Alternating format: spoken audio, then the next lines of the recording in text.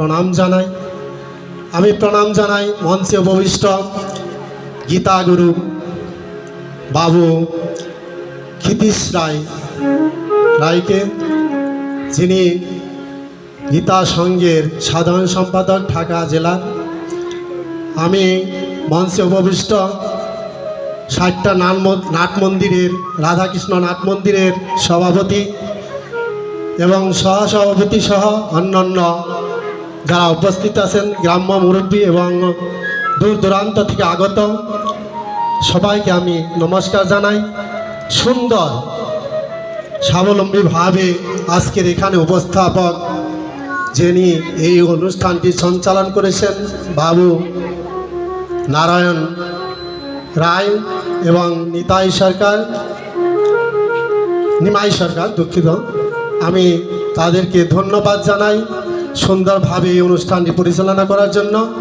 আমি ধন্যবাদ জানাই যাদের আজকের এখানে অংশগ্রহণের কারণে সুন্দরভাবে গীতা পাঠ হয়েছে তাদেরকে।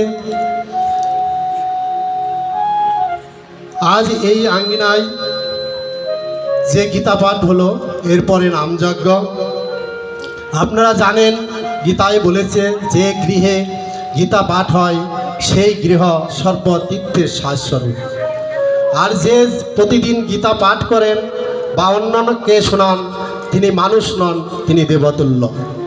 কাজেই আমি মনে করি গীতা শুধু আজকে পাঠ করলেই হবে না, প্রতিদিন প্রত্যেক বাড়িতে একবার হলো গীতা পাঠ করা উচিত, তাহলেই গীতার সার্থকতা হবে। আমি ধন্যবাদ জানাই গীতা গুরু, গীতার শিক্ষা গুরু, যিনি আমাদের মাঝে বসে আছেন। না বললি নয়, আমরা হয়তো এত ছোটবেলায় গীতা পাঠ করিনি, কিন্তু আমার কন্যাকে যেভাবে উৎফুল্লিত করেছে এই গীতা পাঠের জন্য, এই জন্য আমি শতবার নমস্কার জানাই এই দাদাকে। কারণ আমি দেখেছি আমার বাসায় আমার মেয়ে ফোন করে না, কিন্তু এই দাদা ফোন করে তাদেরকে অনেক গীতা সম্পর্কে ধারণা দেয় এবং গীতা পড়ার আগ্রহ প্রকাশ করে, এবং তার কারণেই আজকে আমাদের বাসায় গীতা প্রতিদিন অর্চনা হয়। আমরা পড়লেও শুধু একজন পড়লে হয় না, বাড়ির প্রত্যেকেই, কারণ ধর্ম যার যার, ধর্ম কারো অংশ হয় না। আমি গীতা পাঠ করলাম, আমার মেয়ে করলো না, ছেলে করে, তা হবে না। প্রত্যেকেরই গীতা উচ্চারণ করতে হবে, গীতা পাঠ করতে হবে প্রতিদিন। শ্রীমদ্ ভগবদ গীতা প্রীতে হরি হরি বলো, হরি বলো, হরি বলো, গৌর হরি বলো। সেই তো তুমি ব্রজের কানাই, কলিতে গৌর হরি, তোমারই নামে মুখরিত আজ বাবু কার্তিক দাসের মহাশয়ের বাড়ি। আজ থেকে এটা একটি বৃন্দাবন ধাম।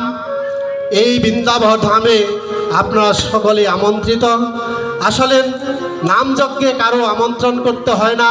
বৃন্দাবনে যাইতে যেমন বৃন্দাবনবাসীরা আমন্ত্রণ করে না, আমরা টাকা খরচ করে যাই, ঠিক আমাদের মাঝে এই 2 দিন ব্যাপী বৃন্দাবন এই আঙ্গিনায় মনে করব, সেইভাবে সবাই এসে আমরা উপস্থিত হব। এই নামের মাহাত্ম্য আমি একটু সময় নেই যে নামের মাহাত্ম্যর কথা একটু বলি, যে নামটা কি, নামের মাহাত্ম্য কি, অর্থ কি। এইটা জানার জন্য একদিন নারদ মুনি ভগবান শ্রীকৃষ্ণের কাছে গেলেন। ভগবান শ্রীকৃষ্ণের কাছে নারদ মুনি যে বললেন যে ভগবান, এই নামের এই যে এক নাম, এই নামের মাহাত্ম্য কি। ভগবান শ্রীকৃষ্ণ বললেন, এই মাহাত্ম্যের অর্থ তো আমি জানি না, এটা জানে হরে হরে মহাদেব। উনি চলে গেলেন মহাদেবের কাছে। মহাদেব বললেন, আমি তো এটা জানি না, যদি জানে তাহলে হয়তো ব্রহ্মা জানতে পারে। ব্রহ্মার কাছে চলে গেলেন। আমি সংক্ষেপে বলছি। যখন ব্রহ্মার কাছে গেলেন, ব্রহ্মা বলল, আমি এই মাহাত্ম্য জানি না। আবার চলে গেলেন ভগবানের কাছে। ভগবান তখন বললেন, আমি এটা জানি না, যদি তুমি জানতে চাও তাহলে হয়তো জানতে পারবে সেই নরকপুরীতে গিয়ে। তখন উনি ছুটে গেলেন নরকপুরীতে যমরাজের কাছে।